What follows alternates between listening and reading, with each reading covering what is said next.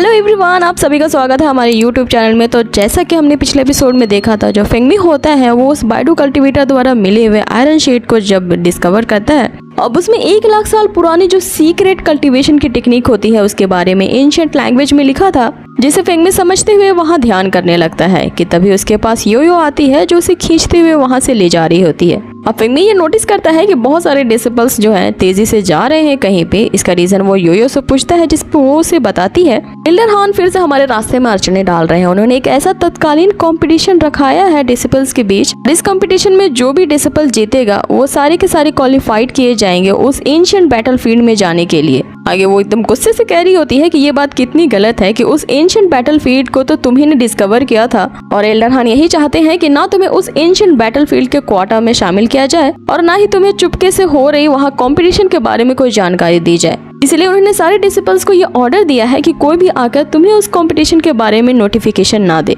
जिसपे फेंगमी उसे कहता है कि इससे कोई फर्क नहीं पड़ता, आखिर तुमने तो मुझे ये बात बता दी ना। जिसपे योयो उसे कहती है कि अब देर किस बात की, हमें जल्दी से चलना चाहिए ताकि हम उन मास्टर्स के चमचों को भी तो मुंह तोड़ जवाब देना है जो सिर्फ अपने मास्टर एल्डर के पीछे घूमते रहते हैं, ताकि उन्हें उस एंशिएंट बैटलफील्ड का जो क्वार्टर है उसमें शामिल कर लिया जाए और वो उस कंपटीशन में जा सके। अब ये दोनों भी उस हो रहे कंपटीशन की तरफ चल पड़ते हैं और हमें यहाँ कंपटीशन का सीन दिखाया जाता है जहाँ 2 डिसिपल्स आपस में भिड़ रहे थे।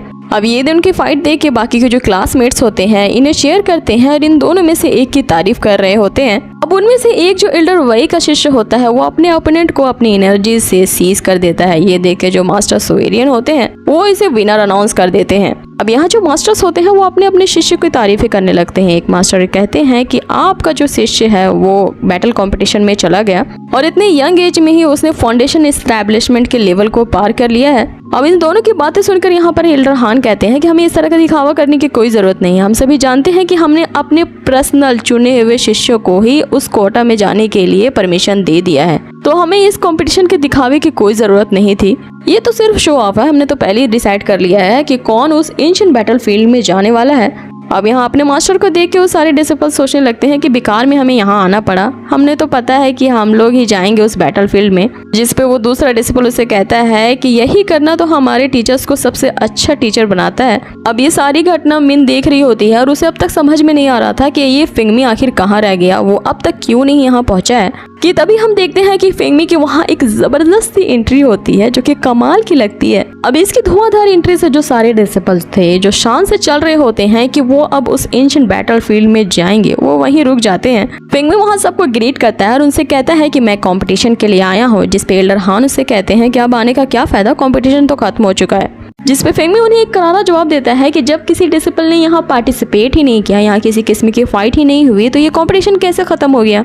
बाकी जो एल्डर्स होते हैं वो भी यहाँ फेंगमी को बुरा भला कहने लगते हैं कि अपना मजाक बनवाने के लिए यहाँ पे क्यों आए हो और आखिर तुम किससे कंपटीशन करना चाहते हो। योयो यहाँ एल्डर के सामने तन जाती है और कहती है कि आप ही लोग क्यों नहीं इसके साथ कंपटीशन कर लेते हो, ये कितनी बुरी बात है, किसी कंपटीशन में हिस्सा भी नहीं लेने दिया गया है। जिसपे मास्टर सोवेरियन जो होते हैं वो बोलते हैं कि तुम्हें इसमें पढ़ने की कोई जरूरत नहीं। जिसपे फेंगमी आगे आता है और उन सभी से कहता है कि अगर तुम लोग उस एंशिएंट बैटलफील्ड में जाने वाले हो तो एक काम करो कि मुझसे कंपटीशन कर लो, और अगर मैं तुम्हें हरा देता हूँ तो इससे साबित हो जाएगा कि कौन उस बैटलफील्ड में जाने के लिए ज्यादा योग्यवान है। अब ये सुन के सारे हंसने लगते हैं और यहाँ फेंगमी का ही उल्टा मजाक उड़ाने लगते हैं कि तुम सिर्फ गैस गैदरिंग के ही लेवल पे हो और हमसे मुकाबला करने आए हो, और तुम जैसे लो लेवल के डिसिपल से कम्पीट करना तो हमारे लिए बहुत ही एम्बैरेसमेंट की बात होगी। वो लोग उससे कहते हैं कि यहाँ से चुपचाप से चले जाओ, उस एंशिएंट बैटलफील्ड में तुम्हारे लिए कोई जगह नहीं है। तभी मिन उनके सामने आ जाती है और उसे कहती है कि तुम्हें डर है कि तुम इससे हार जाओगे, इसीलिए तुम इससे कम्पीट नहीं करना चाहते।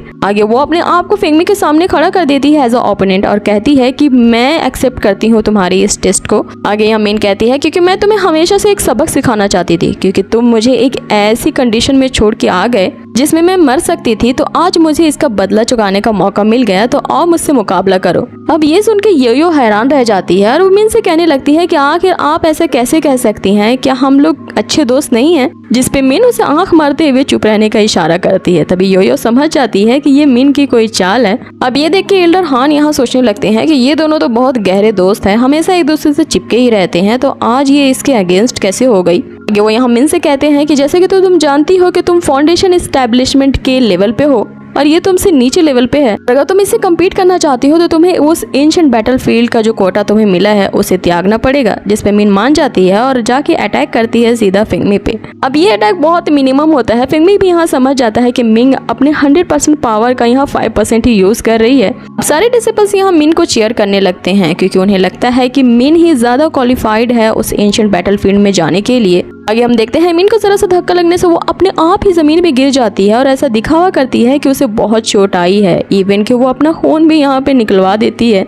ये देखो जो सारे डिसिपल्स हैरान रह जाते हैं कि आखिर मिन कैसे हार गई। वो तो इससे एक लेवल हाई पे है और इसकी पावर फेंगमी के आगे तो कई ज्यादा है क्योंकि ये फाउंडेशन एस्टेब्लिशमेंट की स्टेज पे है। तो आखिर ये कैसे हो सकता है, ये तो एकदम इम्पॉसिबल है। तभी हम देखते हैं जो फेंगमी होता है वो मिन को उठाता है। मिन यहाँ उसे कहती है कि मैं नहीं जानती थी कि फेंगमी इतना ज्यादा स्ट्रॉन्ग है। इसी तरह के पावरफुल डिसिपल को ही तो हमारे सेक्ट का मेन स्टेप बन के जाना चाहिए उस एंशिएंट बैटलफील्ड में। तभी फेंगमी उसके सामने आके कहता है कि इतना भी ज्यादा फेक होने की कोई जरूरत नहीं है।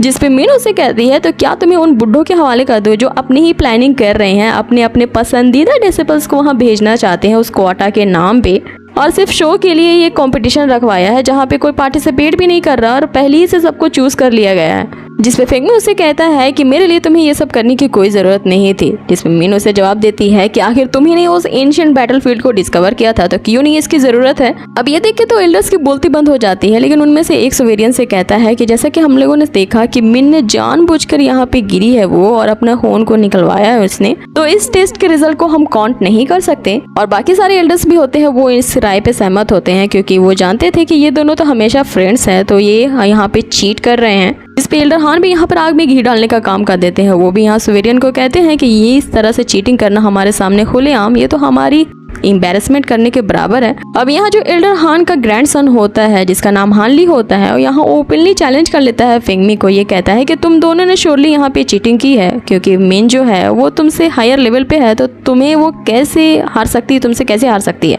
और क्या तुम उस एंशिएंट बैटलफील्ड में जाने के लिए इतने डिप्रेस हो गए हो कि तुमने एक लड़की की मदद ली है ऐसा करने के लिए। जिसमें फेंगमी उसे कहता है कि मदद ली है तो ली है, इसमें तुम्हें क्यों रोना आ रहा है। और ये सुन के जो हान ली होता है वो फेंगमी के सामने अपेयर हो जाता है और यहाँ खुला उसको चैलेंज कर देता है कि अगर इस फाइट में मैं जीत जाता हूँ तो मैं अपना कोटा उस एंशिएंट बैटलफील्ड में जाने वाला ये फेंगमी को दे दूंगा। जिसपे यहाँ सोवेरियन उन सबको गुस्से से डांटने लगते हैं ये कहते हुए कि उस बैटलफील्ड का क्वाटा क्या तुमने बच्चों का खेल समझा है इसे। लेकिन यहाँ पे जो एल्डर हान होते हैं वो सोवेरियन को मना लेते हैं ये कहते हुए कि जब हानली ने अपना माइंड सेटअप कर लिया है तो उसे ये कंपटीशन करने दें। जिसमें दूसरे एल्डर भी मान जाते हैं ये कहते हुए कि अगर हानली के ये विश फुलफिल नहीं किया गया तो उसके मन में खेद रहेगा और फिर वो आगे जाके एंशिएंट बैटलफील्ड में अच्छे से परफॉर्म नहीं कर पाएगा। सही यही होगा कि इसे इस कंपटीशन को करने दिया जाए। आगे उनके बीच फाइट शुरू होने वाली होती है जहां एल्डर हान अपने ग्रैंडसन से कह रहे होते हैं कि तुम्हें इस फेंगमी पे जरा भी दया नहीं दिखानी है, आज इसे खत्म करना ही है और तुम्हें अपने भाई का भी तो बदला लेना है जिसको इस फेंगमी ने खत्म किया था। आगे हम देखते हैं कि एल्डर के ऑर्डर से उनके बीच फाइट शुरू हो जाती है और यहाँ जो हान ली होता है वो